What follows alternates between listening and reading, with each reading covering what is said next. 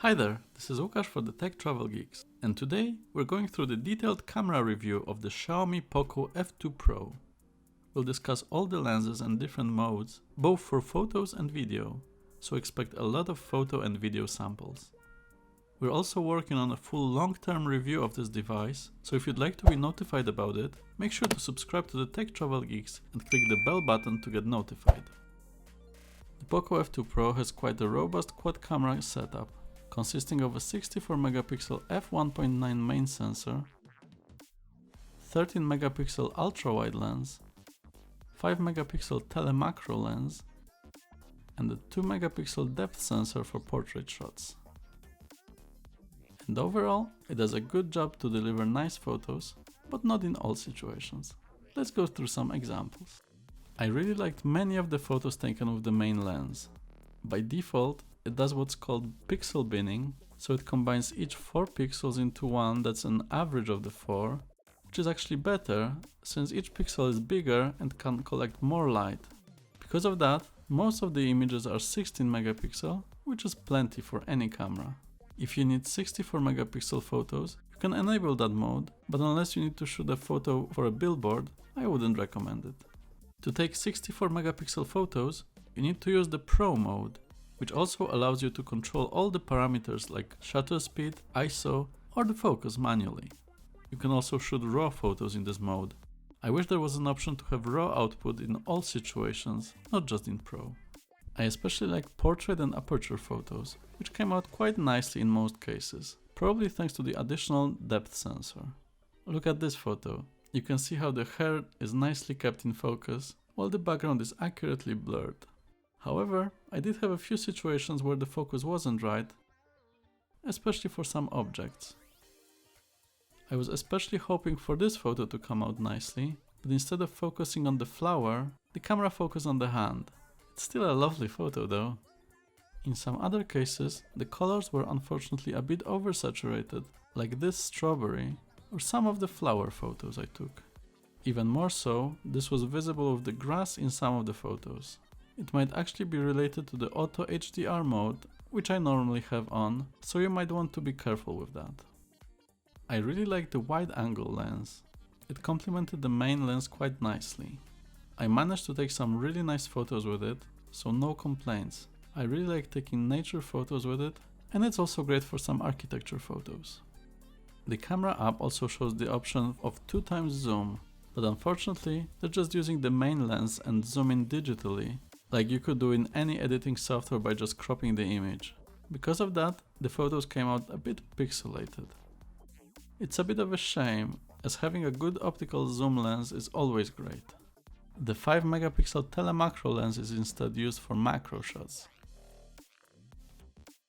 And they are actually quite nice if you remember to switch the super macro mode on. I especially like this photo of Thanos' Infinity Gauntlet. Poco F2 Pro's night mode is decent, especially with the main lens. I've seen a few photos with some color shift, but most of them were quite good. Check those really nice photos in Edinburgh during the Festival of Light here. Most of them came out surprisingly well, so no complaints from me. Just make sure to enable the night mode, as the main lens's aperture isn't that wide at f1.9. When it comes to selfies, most of them came out quite nicely. The viewing angle is quite wide, partly due to how far the lens is from the screen.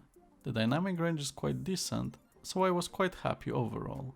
Then again, I don't take too many selfies myself. When it comes to video recording, I'm quite happy, especially with the wide range of resolutions and modes available. The mode most people will likely be using is 4K 30 frames per second, and I really like the video quality. If you haven't already, make sure to check our sample video, link in the description. Both the quality and stabilizations are really good.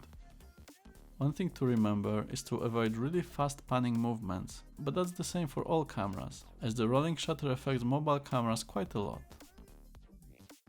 There's also 4K 60 frames per second, which is great for a bit of slow motion footage. However, to make it slow motion, you need to use some editing software. When it comes to slow motion, you get a range of different frame rates and resolutions, as with many modern phones. You can get bursts of up to 960 frames per second in HD resolution, and up to 240 frames per second in Full HD resolution. Just be careful, as you need a lot of good lighting for decent video quality. Speaking of resolution, thanks to the Snapdragon 865 chipset, the Poco F2 Pro is capable of recording 8K video. Since the adoption of 8K screens is minimal, I'd say this is more of a gimmick for now, unless you have a very specific use case. Since it's double the resolution and 4 times the number of pixels, you can zoom in after the fact and get additional framing without losing any quality. So if your video is supposed to be 4K, you can zoom in on the face, or in my case the guitar, and still have great quality after the fact. However, there are some downsides. First, the stabilization doesn't work as well, and there can be some stutter. The file size can get quite big. And finally, 2 of my Windows machines experience strange issues with artifacts when viewing the footage in different media players, probably due to codecs. The problem disappears when you convert the footage or upload to YouTube though. However, for now, I'd say mobile 8K is not ready for prime time yet.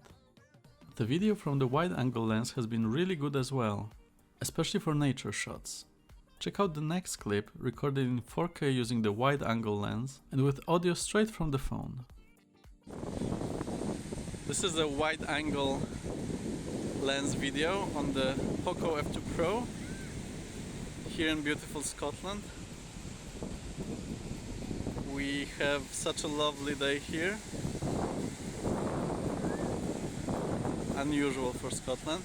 We're using the wide-angle lens